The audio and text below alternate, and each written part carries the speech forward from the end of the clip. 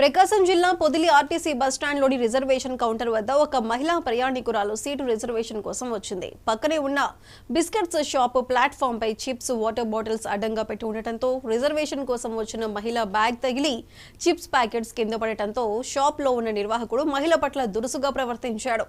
అంతటితో ఆగక మహిళపై దాడి చేయడంతో ముక్కుకు తీవ్ర గాయమై రక్తస్రావం జరిగింది. ఇంత జరుగుతున్నా పక్కనే ఉన్న విచారణ కేంద్రం అధికారులు ప్రేక్షక పాత్ర పోషించారే తప్పితే మహిళను కాపాడాలనే ప్రయత్నం చేయలేదు. ఈ సంఘటనపై పోలీస్ స్టేషన్లో ఫిర్యాదు చేస్తారని బాధిత మహిళ వెల్లడించింది. ఇప్పటికైనా ఉన్నతాధికారులు స్పందించి మహిళా ప్రయాణికురాలిపై దాడి చేసిన వ్యక్తిపై కఠిన చర్యలు తీసుకుని అక్రమంగా ప్లాట్ఫామ్పై వ్యాపారం చేస్తున్న షాప్ లైసెన్స్ రద్దు చేయాలని పలువురు కోరుతున్నారు.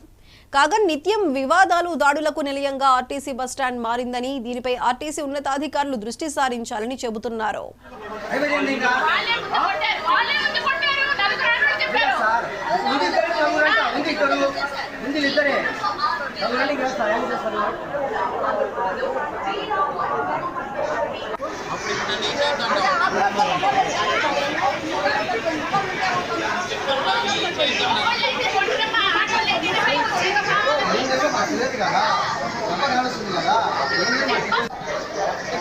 ఈ పక్క బ్యాగ్ తగిలి 4 ప్యాకెట్లు కింద పడ్డాయి. ఆ ప్యాకెట్ కింద పడితే ప్యాకెట్ కింద పడి మీరేమైనా తీస్తారన్నారు. సారీ అమ్మ చూసుకోలేదు అన్నారు. నాకు నెలకొని ఉన్నా కూడా వెళ్ళు అన్నారు.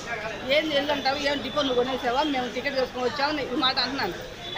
వెళ్ళు అన్నారు. వెళ్ళితే నేను దగ్గరే పోయా. అంటావు ఏంటి, నేనేమన్నా పెద్ద చిన్న లేకుండా మాట్లాడతాం, అంటావు అని చెప్పి దగ్గర పోయాను. దగ్గర పోయేసరికి ఎట్ట కొట్టాక నన్ను చెరజెప్పి ముందే మమ్మల్ని కొట్టాడు. కొట్టేసరికి కలదోడు పోయి కింద పోయి పట్టి అటు కొట్టేసరికి మేము చొక్క పెట్టుకున్నాం. అప్పుడు మాకు మామూలు కోట్ల పెద్దోళ్ళు అని కూడా లేకుండా కలపడుతున్నారు, ఒక నెలలో కలపడట్లేదు. మీరు దేనికోసం మేము టికెట్ చేసుకోవడానికి వచ్చాము. ఆ పక్క టికెట్ హైదరాబాద్ టికెట్ చేసుకోవడానికి వచ్చాం.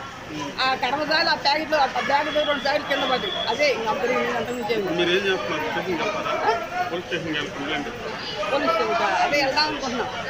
అసలు అలాంటి వాళ్ళు డిపోలో ఎందుకు పెట్టుకుంటారు అర్థం కాదు. అసలు అరంగా గొడవ పెట్టిన వాళ్ళు వ్యాపారం ఏం చేసుకుంటారు. ఇక్కడ మోగుతుంటారు, మన పక్కనే ఊరు. హైదరాబాద్ వెళ్తానికి టికెట్ చేసుకోవడానికి వచ్చాం. ఏంటి అంత అని మాట్లాడుతున్నాం, అంటావు ఏంటి, ఏమన్నా పెద్ద చిన్న లేదన్నా దగ్గర పోయానంటే నేనంటే కొట్టడానికి వస్తున్నాడని చెప్పి ముందే కలగొట్టాడు. అవసరం వచ్చి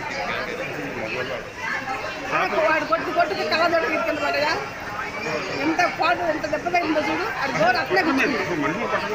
అసలు వాడు వ్యాపారం చేసిన వాళ్ళు ఉంటారు. వ్యాపారం చేసిన ఎవరన్నా మంచిగా రాబట్టుకుంటారు జనాన్ని. ఆడేంది పెద్ద గొంతేసుకొని ఏం మాట్లాడినా మాట్లాడుతుంది.